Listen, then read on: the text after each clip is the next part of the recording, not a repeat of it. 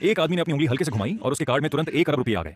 फिर उसने बैंक से 50 करोड़ रुपए निकाले और अपने दोस्त को जेब खर्च के लिए दे दिया। इसके बाद शाओ शुआई ने अपनी उंगली को बंदूक की तरह बनाकर आसमान में उड़ रही चिड़िया की तरफ निशाना लगाया। उसका दोस्त जेगी यह देखकर हैरान रह गया।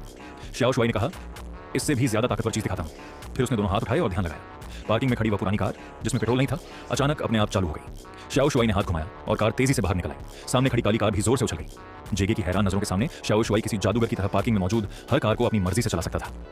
ये सब देखकर जेगे पूरी तरह हैरान रह गया। आखिर ये सब कैसे हो रहा था? शाओ शुआई ने आराम से अपनी टी शर्ट उतारी और अपनी मशीन वाली भुजा दिखाई। अब वह इंसान नहीं रहा था। 2 दिन पहले रात को जब वह पार्क में घूम रहा था, तभी एक बेकाबू एलियन जहाज उससे टकरा गया और उसकी मौत हो गई। उसे बचाने के लिए एलियनों ने उसे सुपर पावर वाले रोबोट में बदल दिया।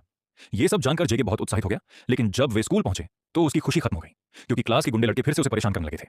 शाओ शुआई ने तुरंत उस लड़के का हाथ हटा दिया, लेकिन वह गुंडा नहीं माना और शाओ शुआई को भी मारने की कोशिश करने लगा। अगले ही पल सबने हड्डी टूटने की आवाज सुनी। उसके चेहरे को देखकर ही पता चल रहा था कि उसे कितना दर्द हो रहा है। आसपास के छात्र भी हैरान रह गए। गुंडा बार बार माफी मांगने लगा, लेकिन शाओ शुआई उसे मार देना चाहता था। अच्छी बात यह रही कि जेगे ने उसे रोक लिया और उस गुंडे की जान बच गई। जिस दूसरे इंसान को शाओ शुआई मारना चाहता था, वह उसका अपना पिता था, क्योंकि उसके जन्म के बाद उसके पिता ने उसे और उसकी मां को छोड़ दिया था। मां और बेटा बहुत मुश्किल जिंदगी जी रहे थे, जबकि उसके पिता का नया परिवार बहुत खुशहाल था। लेकिन जब वह सच में कुछ करने वाला था, तो उसका दिल नहीं माना। घर लौटते समय वह बहुत परेशान था। उसी समय पड़ोस के घर से हंसी और खुशी की आवाजें आ रही थीं। शाओ शुआई तुरंत वहां पहुंचा और बिना कुछ कहे उस खुशहाल परिवार के तीनों लोगों को मार दिया। अगले दिन यह खबर समाचार में आ गई। जेगे ने उससे पूछा, क्या यह हत्या तुमने की है? शाओ शुआई ने आराम से मान लिया कि यह उसने ही किया है। उसने कहा कि अब वह भगवान जैसी ताकत रखता है और कुछ लोगों की जान उसके लिए कोई मायने नहीं रखती।